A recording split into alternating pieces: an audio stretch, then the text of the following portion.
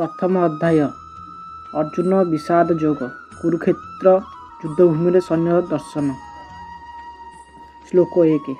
धृतराष्ट्र उवाच धर्मक्षेत्रे कुरुक्षेत्रे समवेतं रजुस्सव नामकां पाण्डवाश्चैव किमकुर्वत् संजय। एठारे बृहत् धर्मक्षेत्र शब्द बड़ अर्थपूर्ण अटे, कारण कुरुक्षेत्र युद्धभूमि रे परम पुरुष भगवान अर्जुनंकर पक्षरे थिले।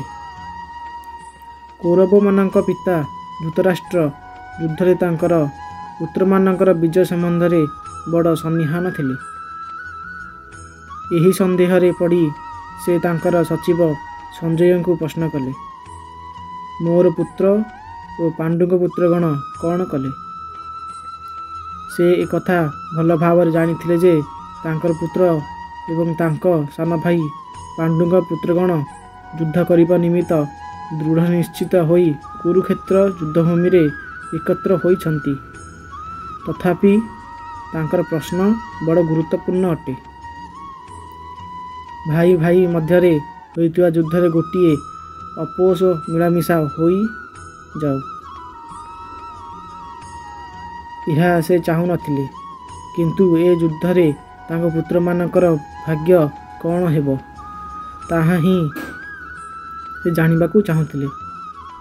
जेहेतु कुरुक्षेत्र रे युद्ध हेबाकू जाउछि, तेणु धृतराष्ट्र बड़ शंकाकूल होई पड़िथिले जे युद्ध उपरे धर्मक्षेत्र बा तीर्थस्थान रे खूब प्रभाव अछि। ए कुरुक्षेत्र संबंध रे वेदरे वर्णना कराइछि जे ए तीर्थस्थलटी देवलोकर अधिवासी देवता मानकर मध्य पूज्यस्थल अटे। से भल भावरे जानिथिले जे अर्जुन आदि पांडवानक पक्षरे कुरुक्षेत्र रे धर्मक्षेत्र रे अनुष्ठित युद्धटी अनुकूल हेबो, कारण सेमाने स्वभावत धार्मिक।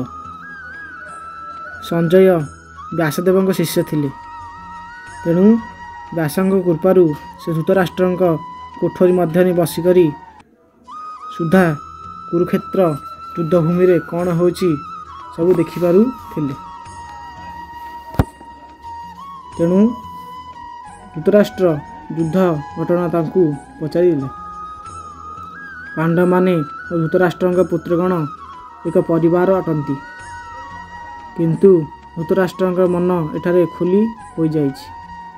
से जानी शुणी तांकर पुत्र मानकू कौरव बोली कहउछंती एवं पांडुक पुत्र मानक वंशरू अलगा कर दैछंती।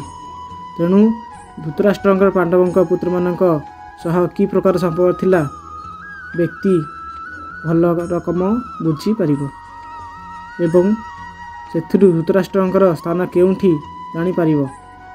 जेपरि धान क्षेत्र रे अनेक बालुंगा थाए एवं कृषक सेगुड़िकू उपाड़ी फोपाड़ी दिए, ठीक सेपरि ए घटनार प्रारंभरू धर्मर पिता भगवान श्रीकृष्ण उपस्थित थिबा धर्मक्षेत्र कुरुक्षेत्र रे दुर्योधन आदि धृतराष्ट्रंक पुत्रगण एवं अन्य माने अनेक दरकारी बालुंगा जो माने थिले सेमानक भगवान श्रीकृष्ण संपूर्ण रूपे उपाड़ी फोपाड़ी देबे एवं धर्मराज युधिष्ठिरंकर नेतृत्व रे परिचालित पूर्ण धार्मिक व्यक्ति मानकू प्रतिष्ठा करिवे। धर्मक्षेत्रे और कुरुक्षेत्रे शब्दर जहाँ किछि ऐतिहासिक और वैदिक गुरुत्व थाउ ना कहीं, यह हूँ प्रकृत तात्पर्य।